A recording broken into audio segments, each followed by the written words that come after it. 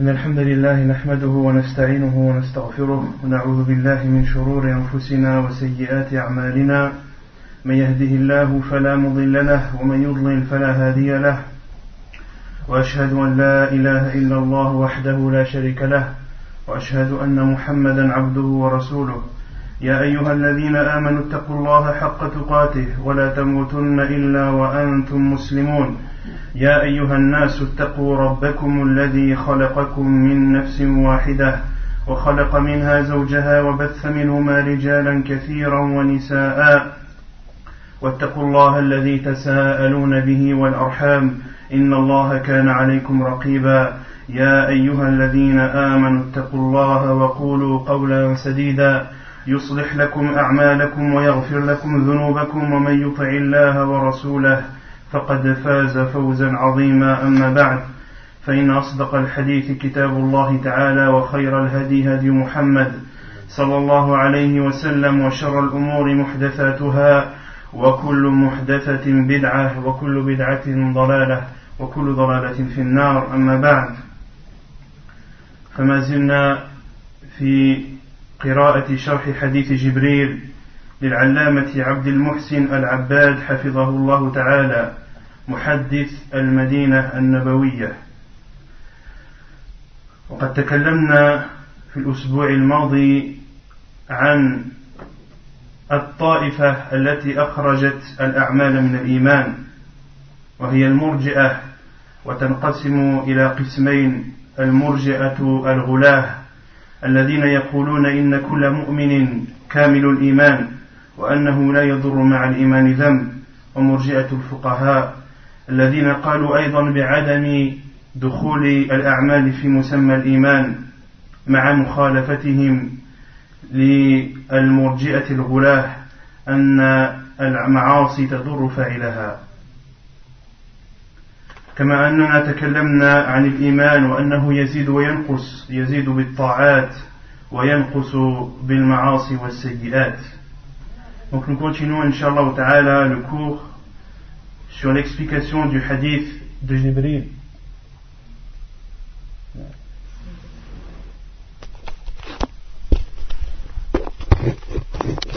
Sur l'explication du hadith de Jibril alayhi salam, explication faite par Cheikh Abdul Muhsin al-Abbad hafidhahullah ta'ala.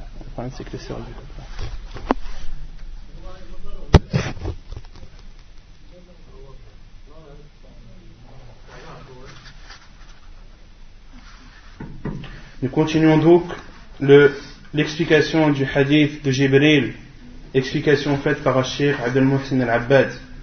Quant à la semaine dernière, on avait parlé de la secte qui ne croyait pas ou qui considérait que les actes ne font pas partie de la foi. Quelle est cette secte? Comment se nomme-t-elle? Al-Murji'ah, ahsant. Et on avait dit que Al-Murji'ah était une secte égarée, et son égarement est de dire que les actes pieux ne font pas partie de la foi. Et on avait dit que Al-Murji'ah se divisait en deux. Qui peut me citer les deux factions de Al-Murji'ah? Murji'ah fanatique. En arabe, j'ai oublié le... Al-Murji'at al-Ghulah, les fanatiques. Donc eux, ils disent en fait que leur foi elle est toujours parfaite. Et que quoi qu'il en soit, un croyant est un croyant, il ira au paradis. Donc Al-Murji'at al-Ghulah, les fanatiques, disent que tout croyant a une foi parfaite, a une foi complète, et que les péchés qu'il est susceptible de faire ou qu'il fait n'ont aucune influence sur sa foi. Et la seconde faction, la seconde partie de Murji'ah, Murji'at al-Fuqaha, la différence c'est que eux, quand ils font des péchés, ils disent qu'ils seront châtiés pour cela. Et Murji'at al-Fuqaha, eux disent également que les actes ne font pas partie de la foi, et leur différence avec les fanatiques, le Murji'ah al-fanatique, c'est qu'ils considèrent eux que les péchés la personne aura des comptes à rendre sur les péchés qu'il a fait, et que les péchés porteront préjudice à la personne qui les fait. De même qu'on avait parlé de la foi, qu'elle augmente et qu'elle diminue, elle augmente en faisant de bonnes actions, et elle diminue en faisant des péchés.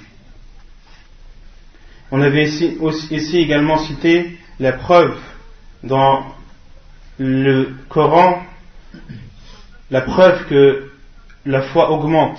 On avait cité la parole où Allah subhanahu wa ta'ala dit: les croyants sont ceux qui, lorsque ces versets, que lorsqu'on leur rappelle Allah, leur cœur frémisse, et lorsque ces versets, c'est-à-dire les versets d'Allah, leur sont lus, cela augmente leur foi et ils ont confiance en leur Seigneur. Donc il y a dans ce verset une preuve que la foi augmente. On avait aussi cité des hadiths du prophète sallallahu alayhi wa sallam, plutôt le cheikh a cité des hadiths du prophète sallallahu alayhi wa sallam qui prouvent que la foi diminue. On avait cité le hadith du prophète sallallahu alayhi wa sallam que celui qui voit un mal le change par sa main, s'il ne peut pas par sa langue, s'il ne peut pas par son cœur, et ceci est le plus bas de la foi. De même qu'on avait aussi cité le hadith où le prophète sallallahu alayhi wa sallam, en parlant des femmes, dit qu'elles ont un manque de raison, un manque dans la raison et dans la religion, hadith rapporté par Al-Bukhari et Muslim. Et on avait cité également que dans la religion, le hadith ici il englobe à la fois la foi et l'islam, al-iman ou l'islam, car il y a la règle qui dit que lorsque ils sont cités séparément, ils veulent dire la même chose, et lorsqu'ils sont cités côte à côte, chacun a un sens différent. Lorsque l'islam et la foi sont cités séparément, ils veulent dire les deux à la fois. Et lorsqu'ils sont cités côte à côte, lorsqu'on dit l'islam et la foi, l'islam signifie les choses extérieures et la foi signifie les choses intérieures. Donc lorsqu'ils se séparent, ils se rejoignent dans le sens, et lorsqu'ils se rejoignent, ils se séparent dans le sens. إذا اجتمع افترق وإذا افترق اجتمع. Et on avait cité les fatawas de Cheikh Ibn Baz, ou plutôt la parole de Cheikh Ibn Baz rahimahullah ta'ala, en expliquant le hadith du prophète sallallahu alayhi wa sallam lorsqu'il parle des femmes et dit qu'elles ont un manque dans la raison et dans la religion. Et beaucoup de personnes m'ont demandé l'enregistrement du cours, notamment pour réécouter la parole de Cheikh Ibn Baz rahimahullah, mais malheureusement la semaine dernière l'enregistrement n'a pas pu être fait. Qaddarallahu ma sha'a fa'al. Il y a eu des soucis au niveau de l'enregistrement, donc j'ai décidé de relire au moins les fatwas de Cheikh Ibn Baz. Ceux qui étaient là la semaine dernière, ce sera un rappel pour eux, et ceux qui n'étaient pas là, ils en profiteront Inch'Allah. Donc, et je rajouterai aussi une parole de Cheikh Al-Fawzan, donc j'en ai profité pour rajouter un peu plus, pour que ce sujet soit traité avec précision, et afin que chacun soit satisfait. يقول الشيخ ابن باز رحمه الله تعالى: لما سئل بالسؤال التالي: دائما نسمع الحديث الشريف النساء ناقصات عقل ودين، ويأتي به بعض الرجال للإساءة للمرأة، نرجو من فضيلتكم توضيح معنى هذا الحديث. Donc la question qui a été posée à Cheikh Ibn Baz rahimahullah ta'ala, qui est: nous entendons souvent le hadith où le prophète sallallahu alayhi wa sallam dit les femmes ont un manque dans la religion et dans la raison, et certains hommes utilisent ce hadith pour porter préjudice à la femme. Nous vous demandons de bien vouloir nous expliquer le sens de ce hadith. الجواب: معنى حديث رسول الله صلى الله عليه وسلم: ما رأيت من ناقصات عقل ودين أذهب للب الرجل الحازم من إحداكن. فقيل يا رسول الله: ما نقصان عقلها؟ قالت: أليست شهادة المرأتين بشهادة الرجل؟ قيل يا رسول الله ما نقصان دينها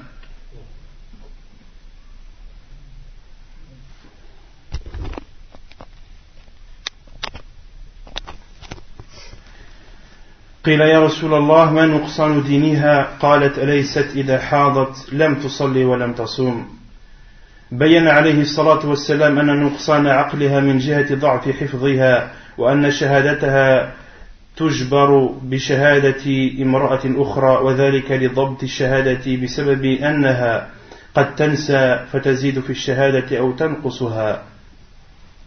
Donc Cheikh Ibn Baz répond à la question en disant le sens du hadith du prophète sallallahu alayhi wa sallam lorsqu'il dit je n'ai vu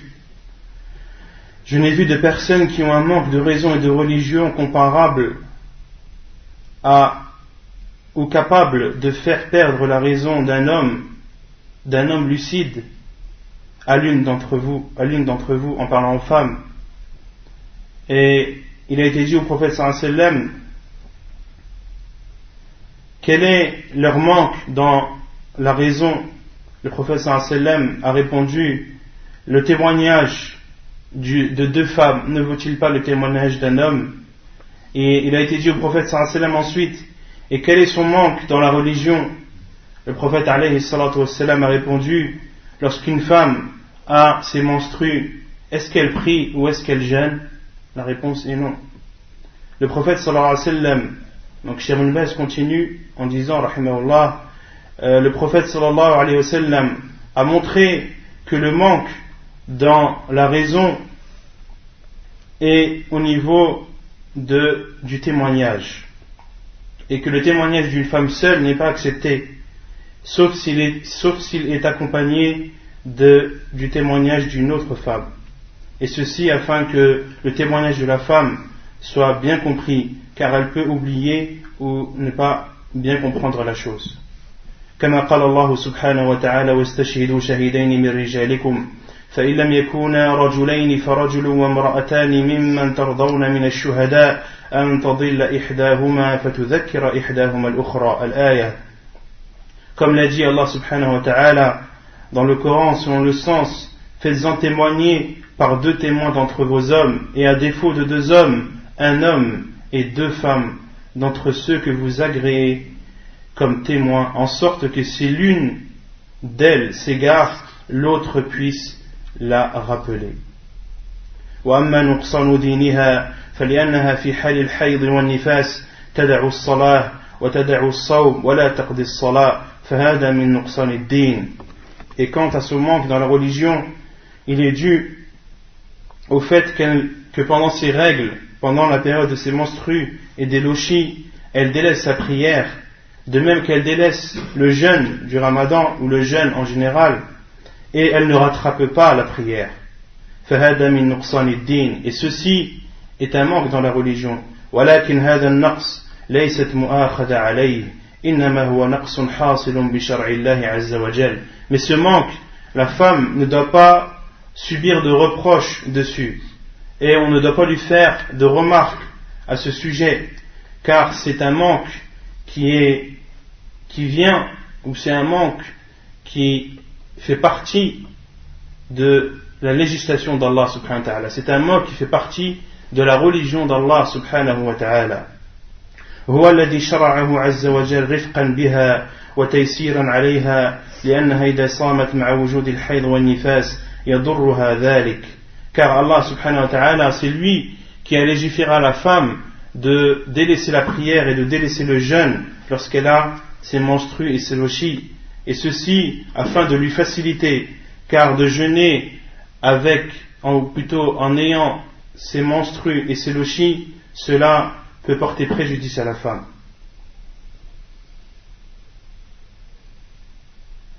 فمن رحمة الله شرع لها ترك الصيام وقت الحيض والنفاس والقضاء بعد ذلك. Et par la sagesse d'Allah subhanahu wa ta'ala, il a légiféré à la femme de délaisser le jeûne pendant ces périodes de menstrues et de lochis et de les rattraper ensuite. وأما الصلاة فإنها حال الحيض قد وجد منها ما يمنع الطهارة فمن رحمة الله جل وعلا أن يشرع لها ترك الصلاة وهكذا في النفاس ثم شرع لها أو ثم شرع لها أنها لا تقضي. Et quant à la prière, elle ne prie pas lorsqu'elle a ses menstrues et ses doshis, car elle est en état d'impureté. Et parmi les conditions de la prière, c'est d'être en état de pureté. Et Allah subhanahu wa ta'ala, par sa miséricorde, a légiféré à la femme de délaisser la prière pendant ces périodes de menstrues et de lochi, et lui a légiféré également de ne pas les rattraper ensuite. لأن في القضاء مشقة كبيرة لأن الصلاة تتكرر في اليوم والليلة 5 مرات والحيض قد تكثر أيامه فتبلغ 7 أيام أو 8 أيام أو أكثر. Car dans le rattrapage des prières, il y a une énorme contrainte du fait que les prières sont du nombre de 5 par jour et la période des menstrues peut atteindre 7 jours, 8 jours ou plus. والنفاس قد يبلغ 40 يوما فكان من رحمة الله لها وإحسانه إليها أن أسقط عليها الصلاة أداء وقضاء.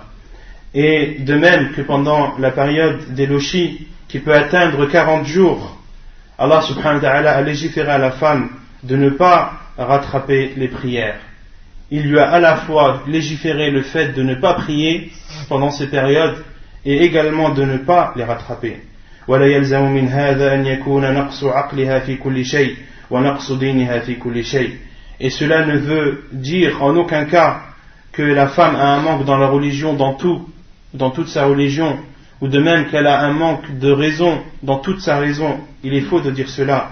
وإنما بين الرسول صلى الله عليه وسلم أن نقص عقلها من جهة ما قد يحصل من عدم ضبط الشهادة.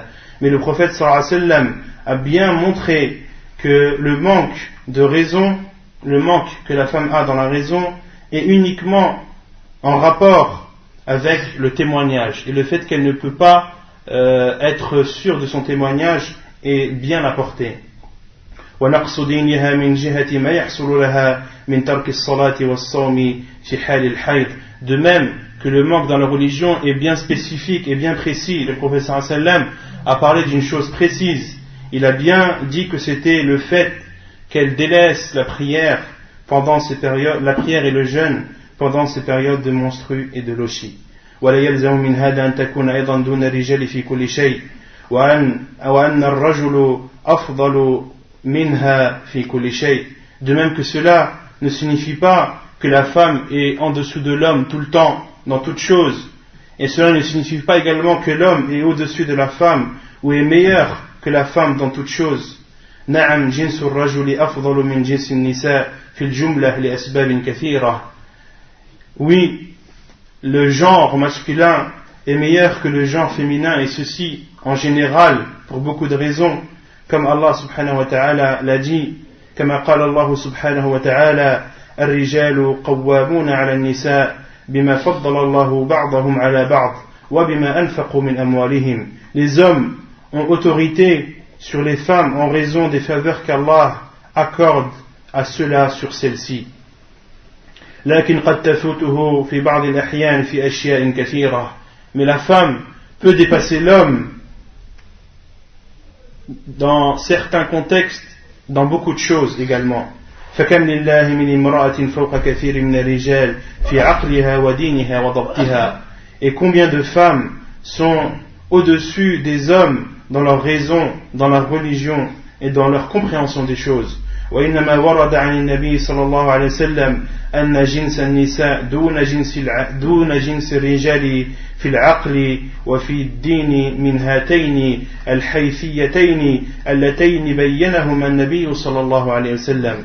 Mais ce qui a été rapporté par le prophète sallallahu alayhi wa sallam, c'est que le genre féminin est en dessous du genre masculin dans la raison et dans la religion uniquement sur ces deux points, et uniquement sur ces deux points que le prophète sallallahu alayhi wa sallam a expliqué. وقد تكثر منها الأعمال الصالحة فتربو على كثير من الرجال في عقلها الصالح في عملها الصالح وفي تقواها لله جل وعلا وفي منزلتها في الآخرة. Et la femme peut surpasser les hommes dans ses actes pieux qu'elle accomplit, et plus elle fait des actes pieux, et plus elle peut faire beaucoup d'actes pieux qui lui permettront d'être au-dessus des hommes, à la fois dans les actes qu'elle accomplit, mais de même dans sa piété envers Allah subhanahu wa ta'ala, de même qu'elle peut avoir une place au paradis meilleure que celle d'un homme. وقد تكون لها عناية في بعض الأمور فتضبط ضبطا كثيرا أكثر من ضبط بعض الرجال في كثير من المسائل.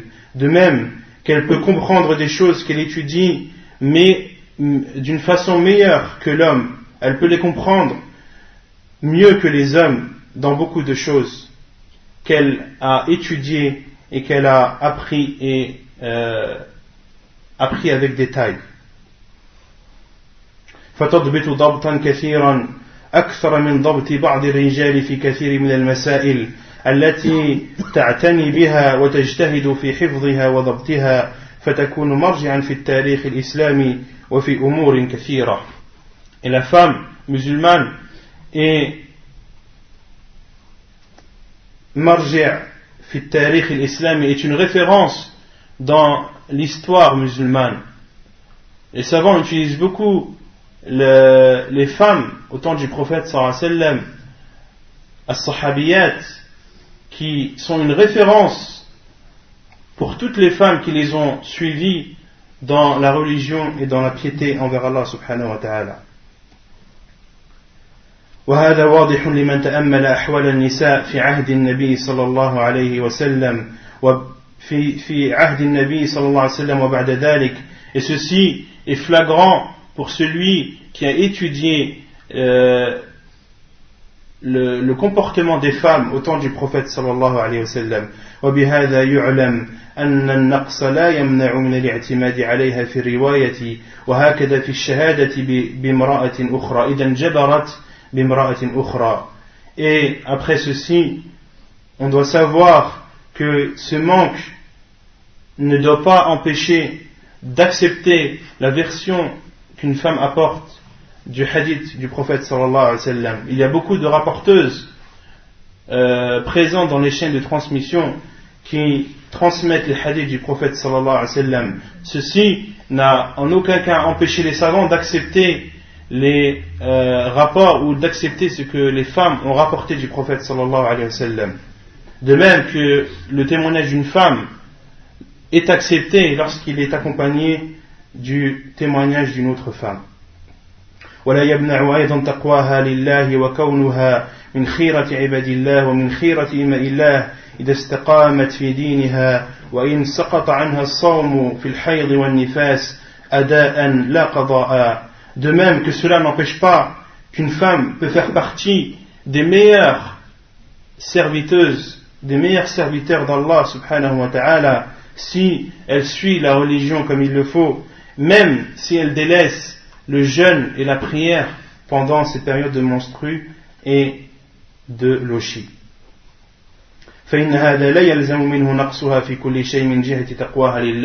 Cela ne signifie en aucun cas qu'elle est en dessous de l'homme dans toute chose, et également qu'elle ne peut pas atteindre une piété au-dessus de celle de l'homme. ومن جهة قيامها بأمره ومن جهة ضبطها لما تعتنيه من الأمور فهو نقص خاص في العقل والدين كما بينه النبي صلى الله عليه وسلم.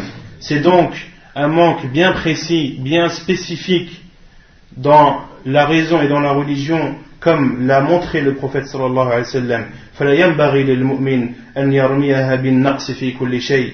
Il n'est pas permis aux croyants, à l'homme musulman, de dire à la femme qu'elle a un manque dans toute chose, et qu'elle a un manque également dans la religion, dans toute la religion. وإنما هو ضعف خاص بدينها وضعف في عقلها فيما يتعلق بضبط الشهادة ونحو ذلك فينبغي إيضاحها وحمل كلام النبي صلى الله عليه وسلم وحمل كلام النبي صلى الله عليه وسلم على خير المحامل وأحسنها. Il est donc de notre devoir de montrer ceci, de montrer cela, de montrer cette vérité et de comprendre la parole du prophète sallallahu alayhi wa sallam de la meilleure des façons. Wallahu ta'ala a'lam. Donc là, c'était l'explication que Cheikh Ibn Baz rahimahullah ta'ala a donnée à ce hadith. Et j'avais lu également une autre réponse de Cheikh Ibn Baz qui montre l'importance de la femme et la place qu'elle a dans l'islam. الحمد لله هذا جواب لسؤال وارد من مجلة جيل بالرياض عن مكانة المرأة في الإسلام. الحمد لله رب العالمين والصلاة والسلام على أشرف الأنبياء والمرسلين وعلى آله وصحبه ومن سار على دربهم إلى يوم الدين وبعد فإن للمرأة المسلمة مكانة رفيعة في الإسلام وأثرا كبيرا في حياة كل مسلم. Donc là, Cheikh Ibn Baz rahimahullah avait publié un article dans une revue en Arabie Saoudite, à Riyad, et il a écrit ce qui suit. La femme musulmane a une grande place en islam et a beaucoup d'influence dans la vie du musulman. فهي المدرسة الأولى في بناء المجتمع الصالح إذا كانت هذه المرأة تسير على هدى من كتاب الله وسنة نبيه صلى الله عليه وسلم. Et la femme est la première école qui construit la société pieuse, une société pieuse, lorsque cette femme, bien sûr, suit le livre d'Allah et la sunna de son prophète sallallahu alayhi wa sallam. لأن التمسك بهما يبعد كل مسلم ومسلمة عن الضلال في كل شيء.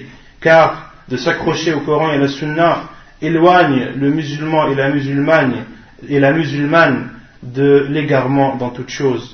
وضلال الأمم وانحرافها لا يحصل إلا بابتعادها عن نهج الله سبحانه وتعالى وما جاء به أنبياؤه ورسله عليهم الصلاة والسلام.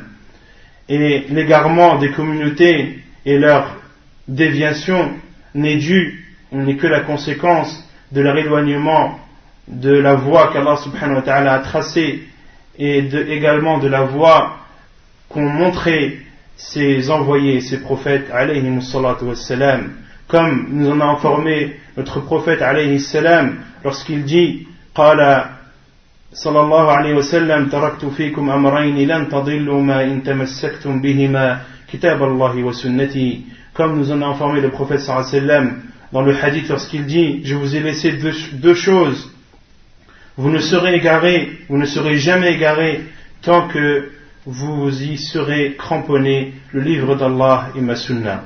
ولقد جاء في القرآن الكريم ما يدل على أهمية المرأة أما وزوجة وأختا وبنتا وما لها من حقوق وما عليها من واجبات وجاءت السنة المطهرة بتفصيل ذلك.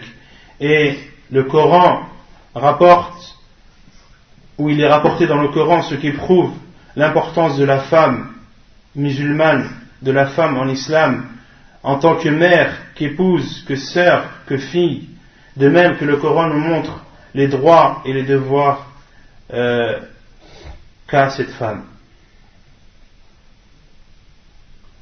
والأهمية تكمن فيما يلقى عليها من أعباء وتتحمل من مشاق تفوق في بعضها أعباء الرجال.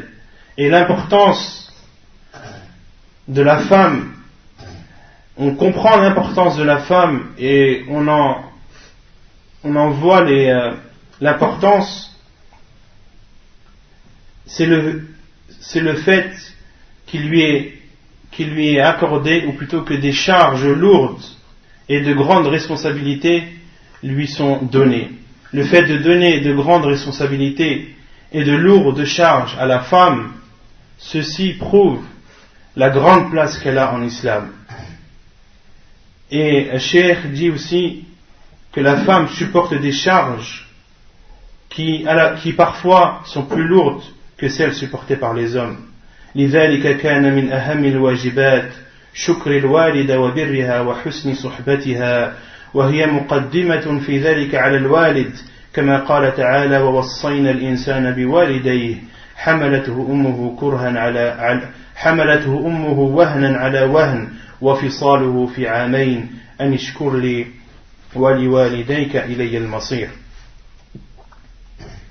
Et c'est ainsi que parmi les plus grandes obligations qu'Allah subhanahu wa ta'ala nous a ordonné de faire, c'est de remercier nos mères et de bien se comporter envers elles. Elles précèdent même, ou plutôt le respect que l'on doit avoir et le comportement que l'on doit avoir envers nos mères précède celui que l'on doit avoir envers nos pères. Comme l'a dit Allah subhanahu wa ta'ala dans le Coran selon le sens, nous avons commandé à l'homme la bienfaisance envers ses pères et mères. Sa mère l'a porté, subissant pour lui peine sur peine. Son sevrage a lieu à 2 ans. Sois reconnaissant, Allah subhanahu wa ta'ala dit, sois reconnaissant envers moi ainsi qu'envers tes parents. Vers moi est la destination. وقال تعالى ووصينا الإنسان بوالديه حملته أمه كرها ووضعته كرها وحمله وفصاله 30 شهرا. Et nous avons enjoint à l'homme de la bonté envers ses pères et mères. Sa mère l'a péniblement porté et en a péniblement accouché, et sa gestation, c'est-à-dire sa grossesse, et sevrage, c'est-à-dire sa période d'allaitement, dure 30 mois. Et on avait expliqué la semaine dernière, 30 mois, on avait dit que l'allaitement en islam est de 2 ans. La durée d'allaitement est de maximale est de 2 ans. Et lorsqu'on déduit 30 de 24 mois, il reste 6 mois. Et les savants ont expliqué que 6 mois était la période minimale de gestation. C'était la période minimale de grossesse pour qu'un enfant soit constitué. وجاء رجل إلى رسول الله صلى الله عليه وسلم فقال يا رسول الله من أحق الناس بحسن صحابتي قال أمك قال ثم من قال أمك قال ثم من قال أمك قال ثم من قال أبوك ومقتضى ذلك أن يكون للأم 3 أمثال من مال الأب من البر. Et il est rapporté qu'un homme est venu vers le prophète sallallahu alayhi wa sallam. Il lui a dit, ô envoyé d'Allah, quelle est la personne qui mérite que je me comporte le mieux envers elle? Le prophète sallallahu alayhi wa sallam lui a répondu, ta mère, c'est ta mère. L'homme lui demanda, et ensuite, le prophète alayhi wa sallam lui dit, c'est ta mère. Et l'homme lui demanda encore, et ensuite, le prophète alayhi wa sallam lui a répondu, c'est ta mère. L'homme lui dit encore, et ensuite, il dit, ton père. Et Cheikh Ibn Baz dit que l'on comprend de ce hadith que l'on doit se comporter envers nos mères 3 fois mieux qu'envers nos pères. ولقد كان للوقفة الفريدة التي وقفتها خديجة رضي الله عنها أكبر الأثر في تهدية روع النبي صلى الله عليه وسلم عندما نزل عليه جبريل عليه السلام بالوحي في غار حراء لأول مرة. Et dans le comportement qu'a eu Khadija radiyallahu anha envers le prophète sallallahu alayhi wa sallam lorsqu'il est revenu de la grotte de Hira après avoir vu Jibril pour la première fois, le prophète sallallahu alayhi wa sallam qui était revenu terrorisé, tremblant de peur, le comportement que Khadija radiyallahu anha a eu envers le prophète sallallahu alayhi wa sallam a eu beaucoup d'effets et a eu beaucoup de bonnes conséquences. فجاء إليها ترجف بواردة. Le prophète sallallahu alayhi wa sallam est arrivé devant Khadija et ses lèvres tremblaient. فقال دثروني دثروني لقد خشيت على نفسي.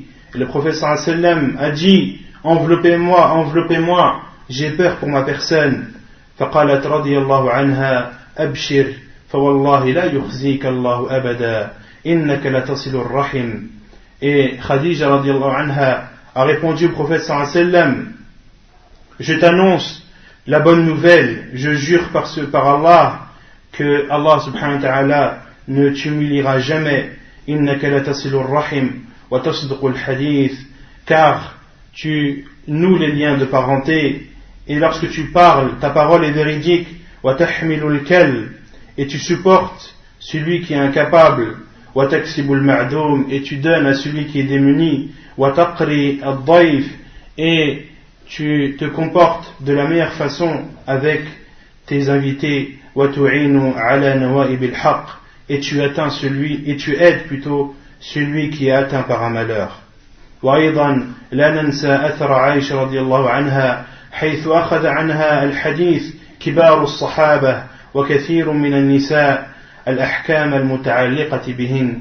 De même, n'oublions pas les traces que Aïcha رضي الله عنها a laissées lorsque les plus grands compagnons du prophète sallallahu alayhi wa sallam ont pris d'elle la science, de même que les femmes ont pris de Aïcha رضي الله عنها la science concernant les choses propres aux femmes.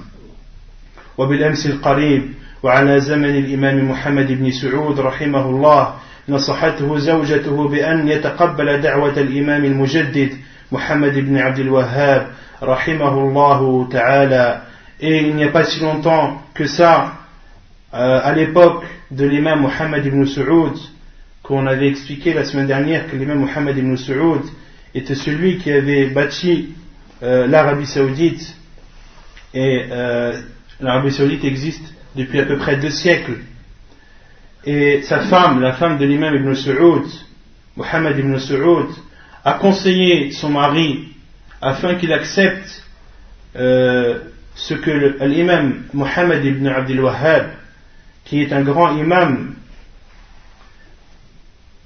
comme on l'avait dit la semaine dernière également, par son intermédiaire, Allah subhanahu wa ta'ala a purifié la péninsule arabique de toute forme d'associanisme. L'imam Mohammed ibn Abdul Wahhab, qu'Allah lui fasse miséricorde, a appelé à l'adoration d'Allah subhanahu wa ta'ala seul, sans rien lui associer. Et ses livres ont été traduits en beaucoup de langues et sont diffusés dans toute la planète. Parmi ces livres, il y a Kitab al-Tawhid, le livre du Tawhid. Parmi ces livres, il y a Al-Usul al-Thalatha wa Adillatuha, les 3 fondements et leurs preuves. Parmi ces livres également, il y a Kashf al-Shubuhat, le dévoilement des ambiguïtés. Autant de livres que chacun de nous, ou la plupart d'entre nous, ont en leur possession. Et tout ce bien, et entre guillemets, entre parenthèses, c'est de l'imam Mohammed ibn Abdul Wahhab que certains tirent le terme wahhabisme. Lorsqu'ils parlent de wahhabisme, ils parlent de l'imam Mohammed ibn Abdul Wahhab sans le savoir malheureusement. Lorsqu'on leur demande qu'est-ce que le wahhabisme signifie, qu'est-ce que signifie pour vous être wahhabite, ils n'ont aucune explication, à part dire que ce sont des personnes qui sont intégristes, qui ont des idées trop dures, etc. Voilà, c'est la seule réponse qu'ils peuvent donner. Mais lorsqu'on leur demande quelle est l'origine du terme wahhabisme, ils sont incapables de le dire. Et al-firaq ad-dalla, les sectes égarées utilisent beaucoup ce terme wahhabisme en parlant des gens de la sunna, de ceux qui suivent le livre d'Allah et la sunna du prophète sallallahu alayhi wa sallam, et n'hésitent pas à forger des mensonges sur ces soi-disant wahhabites en disant que ce sont des personnes dures qui rendent les musulmans mécréants. Et Allah subhanahu wa ta'ala est témoin que cela est un mensonge. L'imam Mohammed ibn Abdul Wahhab, lisez ses livres, vous ne verrez que des versets et des hadiths du prophète sallallahu alayhi wa sallam. Et c'est pour cela que les savants, après l'époque de Mohammed ibn Abdul Wahhab, jusqu'à notre époque, expliquent les livres de Mohammed ibn Abdul Wahhab. Pourquoi? Car ce sont des livres qui sont un peu difficiles à comprendre. Ce sont des versets et des hadiths avec quelques explications. Et les savants, rahimahumullah, à notre époque et auparavant, expliquent les livres de Mohammed ibn Abdul Wahhab. Et en grande partie, ce sont des livres qui sont en rapport avec le tawhid, avec l'unicité d'Allah subhanahu wa ta'ala. فإنه كان لنصيحتها له أكبر الأثر في اتفاقهم على تجديد الدعوة ونشرها. Et après que l'imam Mohammed ibn Saoud a accepté le conseil de sa femme qui lui a dit d'écouter l'imam Mohammed ibn Abdul Wahhab d'écouter ce qu'il va dire et de l'aider à propager la religion d'Allah subhanahu wa ta'ala, l'imam Muhammad ibn Saoud a accepté et s'est mis en accord avec l'imam Muhammad ibn Abdul Wahhab afin de propager la religion d'Allah subhanahu wa ta'ala, حيث نلمس بحمد الله اليوم أثر ذلك برسوخ العقيدة في أبناء هذه الجزيرة. Et à tel point que l'on voit les effets de ceci à nos jours ou de nos jours, et on voit à quel point les jeunes et les gens sont accrochés à leurs croyances. ولا شك أن لوالدتي رحمة الله عليها فضلا كبيرا وأثرا عظيما في تشجيعها على الدراسة والإعانة عليها ضاعف الله مثوبتها وجزاها عني خير الجزاء. Et il n'y a aucun doute, donc c'est Cheikh Ibn Baz rahimahullah qui continue et dit: il n'y a aucun doute que ma mère, qu'Allah lui fasse miséricorde, a un grand bienfait sur moi et a eu beaucoup d'effets sur ma personne lorsqu'elle m'a conseillé et lorsqu'elle m'a encouragé dans mes études de la religion et lorsqu'elle m'a aidé également dans mes études. Qu'Allah multiplie sa récompense et la récompense de la meilleure façon. ومما لا شك فيه أن البيت الذي تسوده المودة والمحبة والرأفة والتربية الإسلامية سيؤثر على الرجل فيكون بإذن الله موفقا في أمره.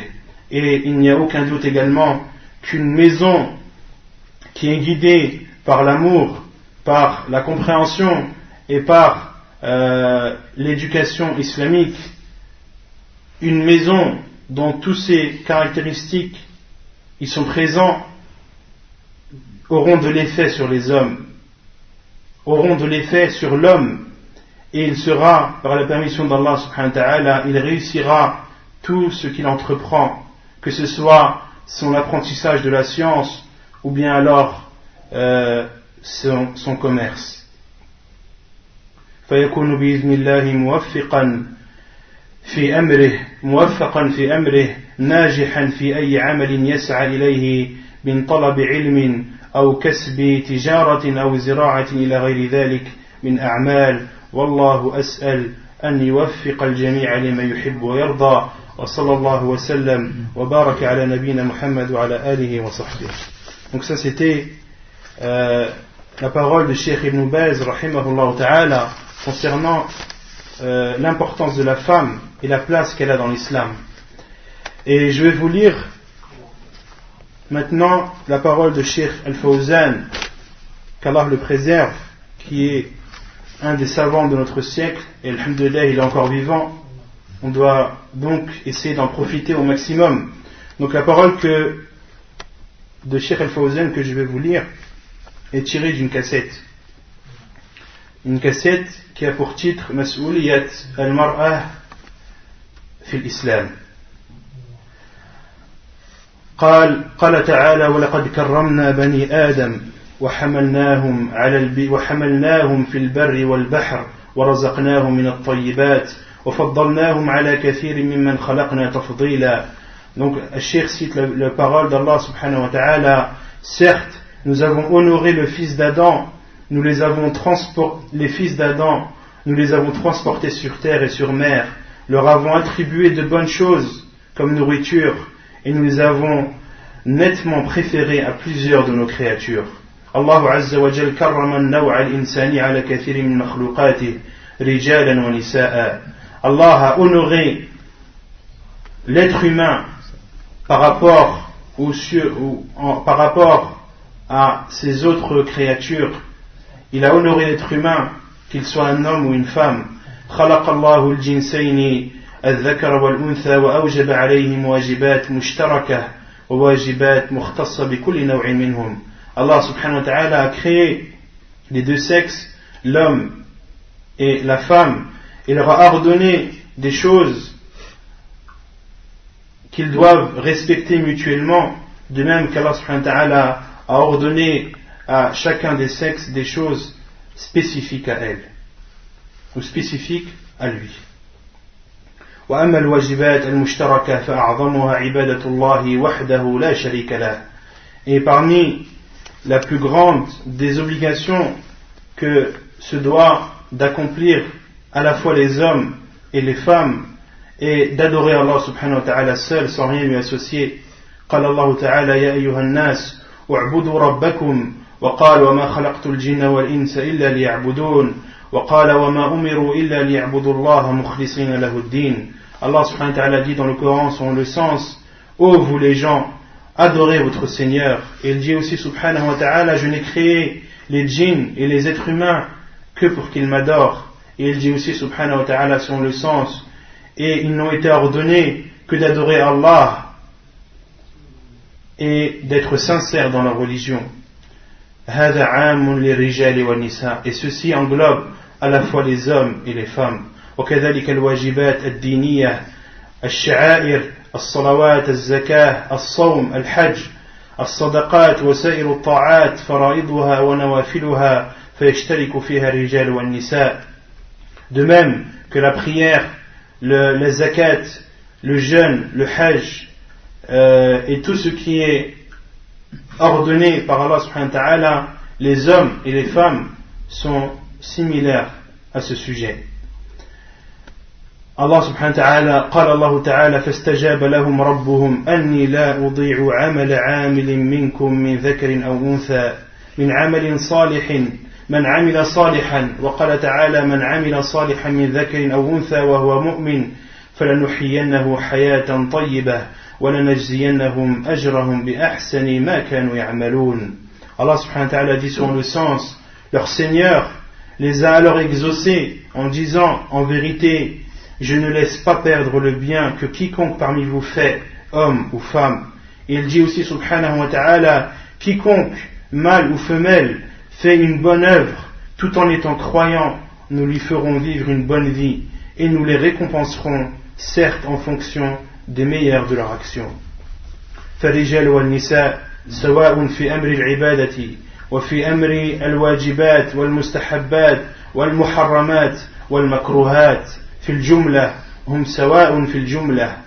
Et Cheikh Al-Fawzan, qu'Allah le préserve, dit que les hommes et les femmes sont égaux dans ce qui leur a été ordonné comme l'adoration d'Allah subhanahu wa ta'ala ou tout ce qui est obligation et interdiction. Et ceci en général. قد يختلفون في بعض التفاصيل حكمة من الله عز وجل. Ils peuvent avoir des jugements spécifiques et ceci par la sagesse d'Allah subhanahu wa ta'ala. لكن في الجملة هم مكلفون بالواجبات وترك المحرمات وفعل الطاعات واجتناب المعاصي. Mais en général, les hommes et les femmes doivent appliquer ce qui leur a été ordonné de faire et délaisser ce qui leur a été interdit. Donc d'appliquer et de délaisser, les hommes et les femmes sont égaux sur ceci. الرجال والنساء قال تعالى إن المسلمين والمسلمات والمؤمنين والمؤمنات والقانتين والقانتات والصادقين والصادقات والصابرين والصابرات والخاشعين والخاشعات والمتصدقين والمتصدقات والصائمين والصائمات والحافظين فروجهم والحافظات والذاكرين الله كثيرا والذاكرات أعد الله لهم مغفرة وأجرا عظيما. Et Allah subhanahu wa ta'ala dit selon le sens des versets: les musulmans et musulmanes, croyants et croyantes, obéissants et obéissantes, loyaux et loyales, endurants et endurantes, craignants et craignantes, c'est-à-dire ceux qui craignent Allah subhanahu wa ta'ala, donneurs et donneuses de l'aumône, jeûnants et jeûnantes, ceux qui jeûnent, gardiens de leur chasteté et gardiennes, c'est-à-dire ceux qui préservent leur sexe, invocateurs souvent d'Allah, c'est-à-dire ceux qui invoquent souvent Allah, et invocatrices. Allah a préparé pour eux un pardon et une énorme récompense. وقال تعالى وما كان لمؤمن ولا مؤمنة إذا قضى الله ورسوله أمرا أن يكون لهم الخيرة من أمرهم. Et Allah subhanahu wa ta'ala dit aussi selon le sens des versets: il n'appartient pas à un croyant ou à une croyante, une fois qu'Allah et son messager ont décidé d'une chose, d'avoir encore le choix dans leur façon d'agir.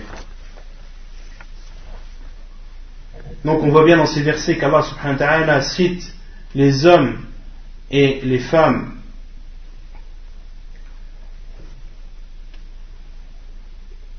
إذن هم سواء في الجزاء على الأعمال خيرها وشرها الرجال والنساء سواء في الجزاء على الأعمال كما أنهم سواء في وجوب العبادة لله تعالى.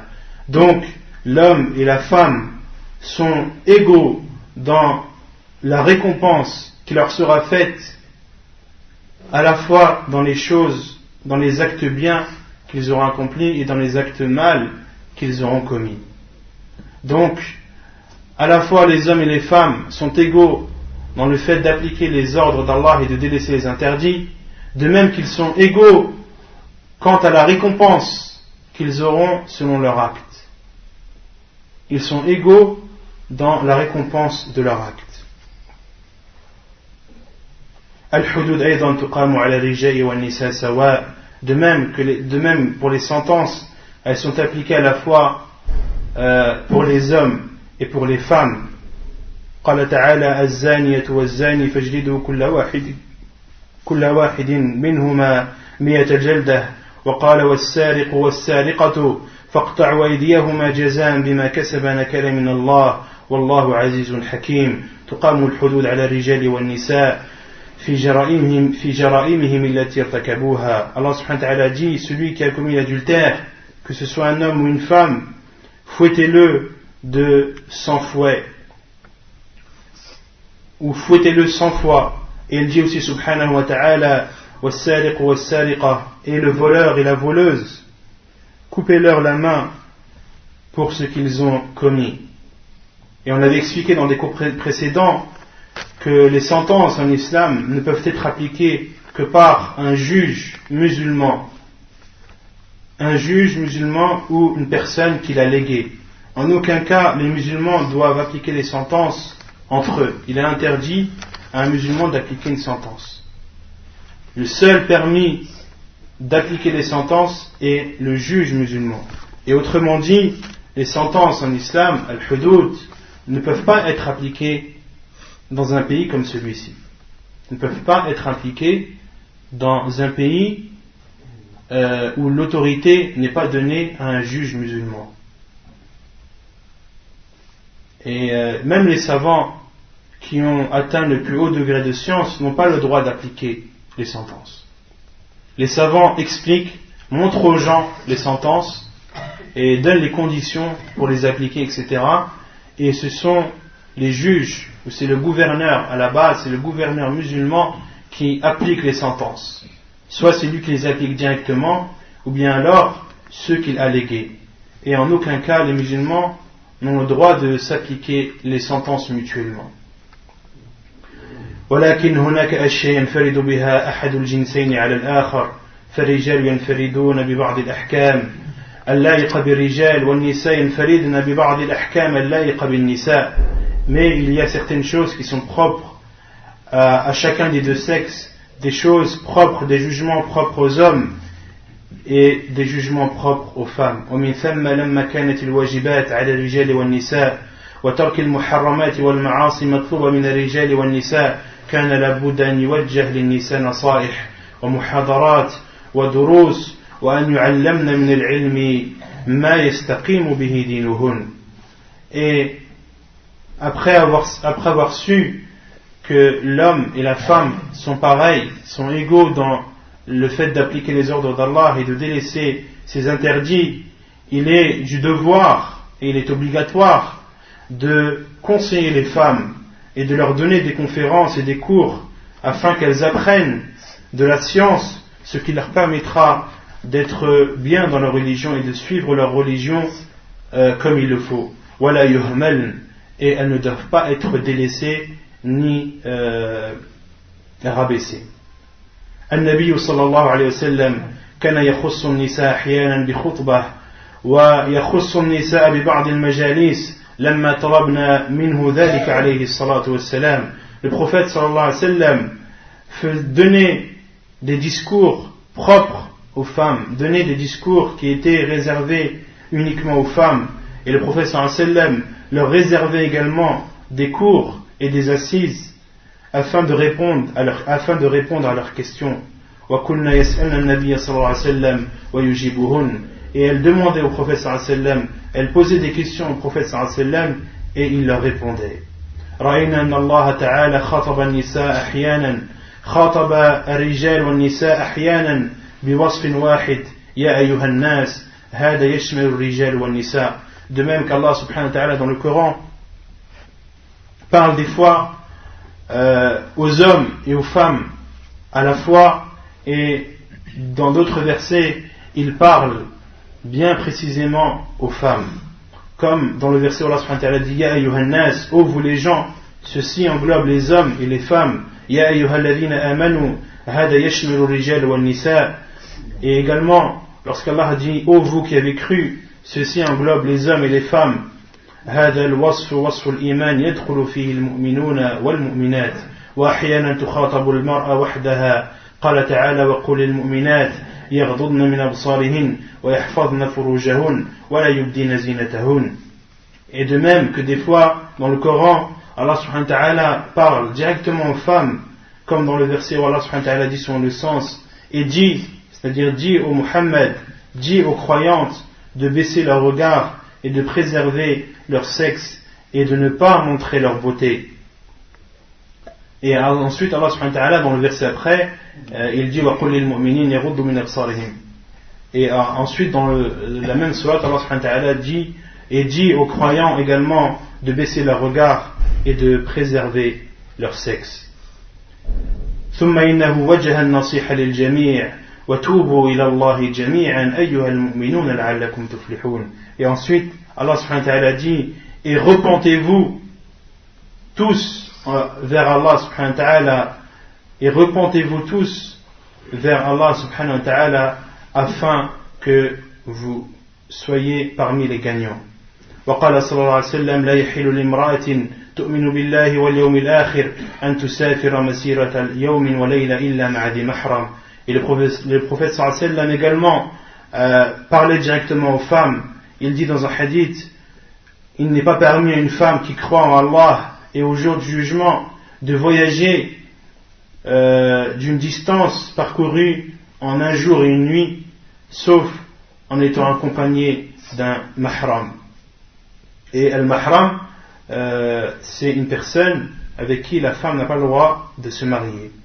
فهذا خطاب للمرأة وجه للمرأة. Et ceci est un discours qui a été fait pour les femmes et exclusivement pour les femmes. Et Allah subhanahu wa ta'ala dit aussi dans le Coran قال تعالى يا أيها النبي قل لأزواجك وبناتك ونساء المؤمنين يدنين عليهن من جلابيبهن. Et Allah dit selon le sens, ô prophète, dis à tes femmes, à tes filles et aux femmes des croyants de rabattre sur elles un long voile. هذا خطاب للمرأة. Ceci est un discours propre et un discours qui est fait aux femmes. فالنساء لهن مكانة في مجتمع المسلمين حيث إنهن خطبن مع الرجال وخطبن وحدهن بنصوص كثيرة. Et tout ceci prouve la place que la femme a en islam. Ensuite le Cheikh Al-Fawzan, donc là je vais vous dire je vais vous résumer un peu ce qu'il a dit parce que c'est un peu long.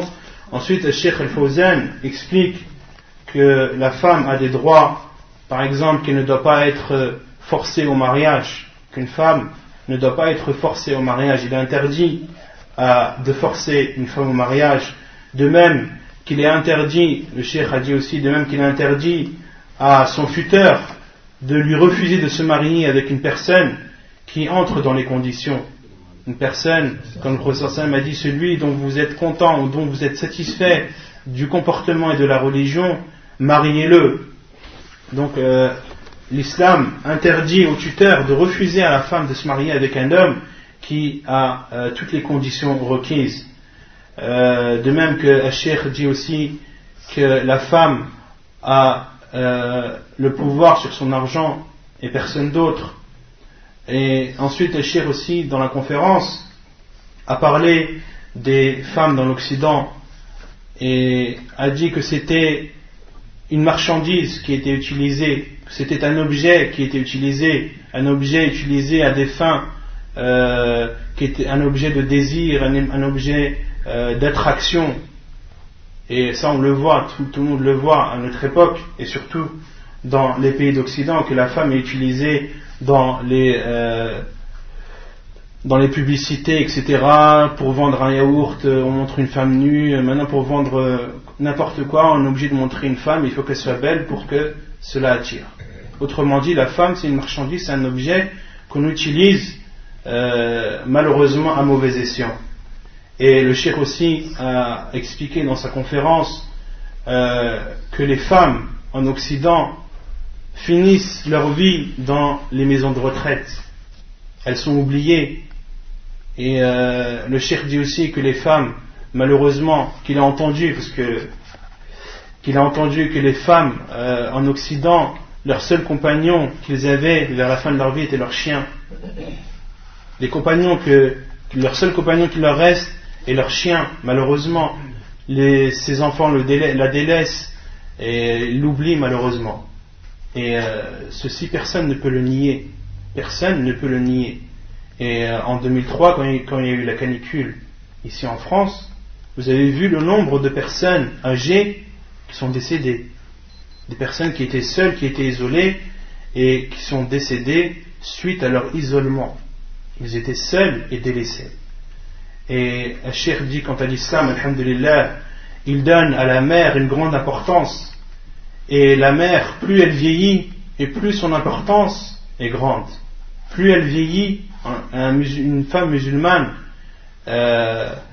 plus elle vieillit et plus ses enfants s'occupent d'elle. En islam, il n'y a pas de maison de retraite.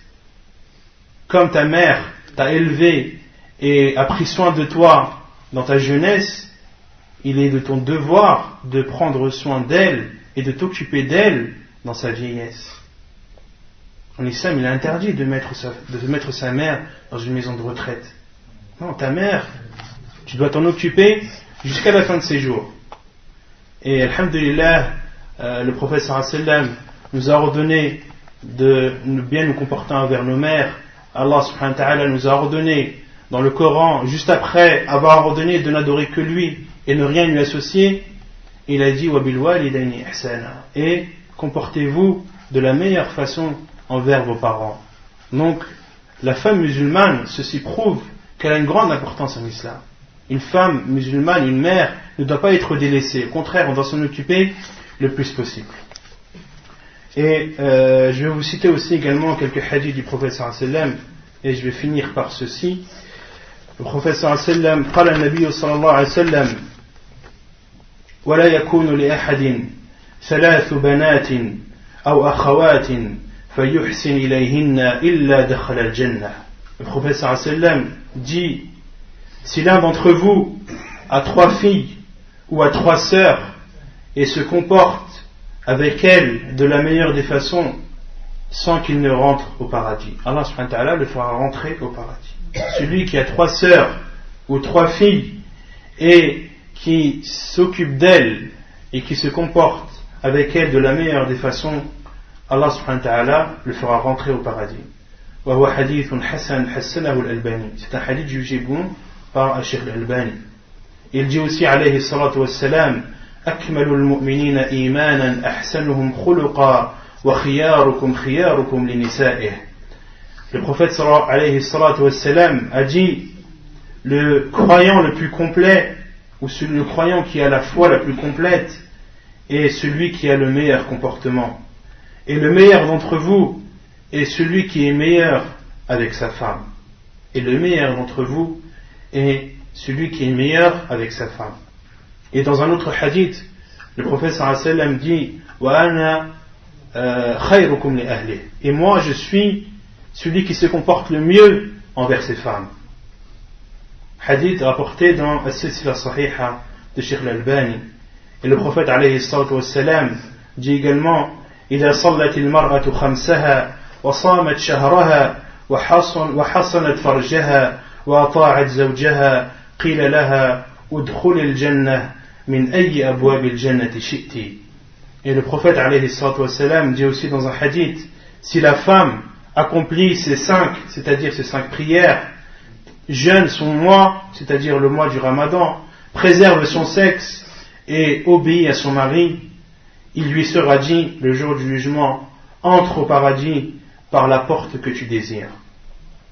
Donc après tout ce que je viens de citer, que ce soit la parole des savants ou les versets ou les hadiths du prophète alayhi salatu wassalam, tout ceci nous prouve l'importance de la femme en islam et la grande place qu'elle a. Et tout ceci également répond directement à ceux qui disent soi-disant que la femme musulmane est oppressée, que la femme musulmane est exploitée, que la femme musulmane est triste. Non.